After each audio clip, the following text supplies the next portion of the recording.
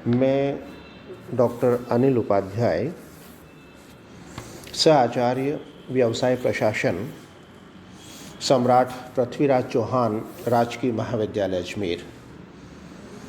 आज हम बीकॉम पाठ द्वितीय के विद्यार्थियों के लिए उद्यमी के लक्षण या गुणों के ऊपर चर्चा करेंगे। प्रसिद्ध विद्वान एमर्सन का यह मत था कि व्यवसाय चातुरी का खेल है जिसे हर एक व्यक्ति नहीं खेल सकता, और वास्तव में ये उनका मत आज भी अटल सत्य है। वास्तव में सफल उद्यमी वही होता है जिसमें विभिन्न प्रकार का चातुर्य या कौशल होता है। इससे भी ऊपर आवश्यकता यह है कि उद्यमी में श्रेष्ठ एवं सफल व्यक्ति के गुण भी होने चाहिए।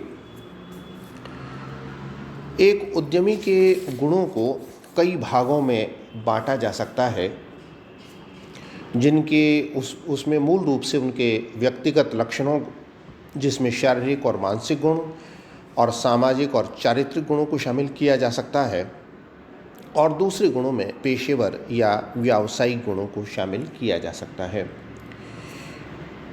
एक उद्यमी में जिन व्यक्तिगत गुणों की आवश्यकता होती है, उसमें हम निम्नलिखित आधार पर बिंदुओं को शामिल कर सकते हैं कि शारीरिक या मानसिक गुणों के अंतर्गत उत्तम स्वास्थ्य का होना बहुत ज़रूरी है। हम सब पिछले बीते एक वर्ष में इस बात को जान चुके हैं कि स्वास्थ्य का महत्व सर्वोपरि है, और स्वस्थ शरीर में ही स्वस्थ मस्तिष्क निवास करता है, और इसलिए उत्तम स्वास्थ्य बहुत आवश्यक है। कार्य करने की शक्ति भी होनी चाहिए, अच्छी होनी चाहिए, ऊर्जा उत्साह उसके अंदर होना चाहिए, स्फूर्तिवान वह होना चाहिए, प्रसन्न मुख मुद्रा उसकी हमेशा रहनी चाहिए, जिससे वह लोगों को आसानी से प्रभावित कर सके। उपलब्धि की उच्च आकांक्षा भी उसके अंतर्गत होनी चाहिए। इसी के साथ साथ कर्मवादी और परिश्रमी भी वह होना चाहिए। सतर्क, यानी कि हमेशा सतर्क और सजग रहना चाहिए, क्योंकि प्रतिस्पर्धात्मक युग में जो कई प्रकार के परिवर्तन आ रहे हैं उनको समावेश करना, कल्पनाशील होना भी बहुत आवश्यक है। प्रखर बुद्धि होनी चाहिए, जल्दी से किसी चीज़ पर हम समझ जाएं। तीव्र स्मरण शक्ति भी उसके अंतर्गत होनी चाहिए। परिपक्वता का भाव भी उसके अंतर्गत होना चाहिए। आत्मविश्वास भी उसके अंतर्गत होना चाहिए। आशावादी का गुण भी उसमें होना बहुत आवश्यक है। अवलोकन और निर्णय क्षमता भी उसमें होनी चाहिए। दूरदर्शिता, भविष्य को ध्यान में रखकर भी अनेक कार्य करने होते हैं, इसलिए उसमें दूरदर्शिता की बात भी आनी चाहिए। निर्णय क्षमता भी इसलिए आवश्यक होती है कि अनेक प्रकार के विचारों को सोच समझ कर निर्णय लेना आवश्यक है, और उसकी फिलॉसफी भी डायनेमिक होनी चाहिए, प्रगतिशील होनी चाहिए, क्योंकि जब वह प्रगतिशील होगा तो निश्चित रूप से आने वाले समय को मद्देनजर रखते हुए अपने निर्णय ले सकता है। इसी के साथ साथ सामाजिक और नैतिक गुणों के बारे में भी हम विचार कर सकते हैं कि मिलनसार और व्यवहार कुशल होना चाहिए। उसमें नम्रता, बोलने में विनम्रता होनी चाहिए, आदर भाव होना चाहिए, सहयोगी की प्रवृत्ति उसमें होनी चाहिए, सुशील स्वभाव होना चाहिए, और उसका चरित्र भी निर्मल होना चाहिए, ईमानदार होना चाहिए और निष्ठावान होना चाहिए। तो ये सब बातें अगर एक उद्यमी में पाई जाती हैं तो निश्चित रूप से वह सफल हो सकता है।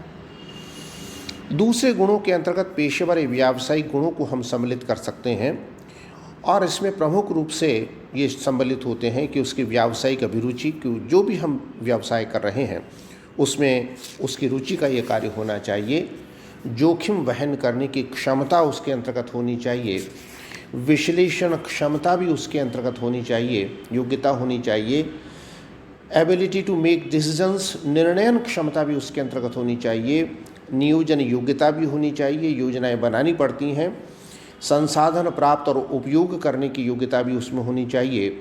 संगठन निर्माण की योग्यता भी, चूँकि बिना संगठन के व्यवसाय सफल नहीं हो सकता। नेतृत्व क्षमता भी होनी चाहिए, क्योंकि साहसियों को, उद्यमियों को नेतृत्व का कार्य भी करना होता है, अपने अधीनस्थों को मार्गदर्शन देना होता है।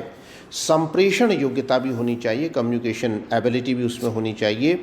कर्मचारियों के साथ व्यवहार करने की योग्यता, ability to deal with personnel भी होनी चाहिए।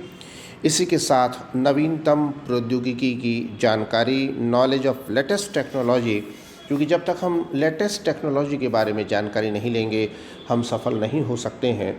बाज़ार परिस्थितियों की भी जानकारी, नॉलेज ऑफ मार्केट कंडीशंस की भी, बाज़ार स्थितियों में लगातार परिवर्तन होता रहता है, ग्राहकों की आवश्यकताओं, सोच में परिवर्तन होता रहता है, उसको भी हमको ध्यान में रखना होता है। आर्थिक, वाणिज्यिक और श्रम संनियमों की जानकारी भी होनी चाहिए, जिससे हम किसी भी प्रकार के कानूनी नियमों का हम पालन कर पाएँ। राष्ट्रीय नीतियों की जानकारी भी उसमें होनी चाहिए और अंत में सामाजिक दायित्व के प्रति भी सजगता का भाव भी होना चाहिए, क्योंकि आज के समय में एक व्यवसायी अपने सामाजिक दायित्वों को निभाए बिना सफल नहीं हो सकता है। धन्यवाद।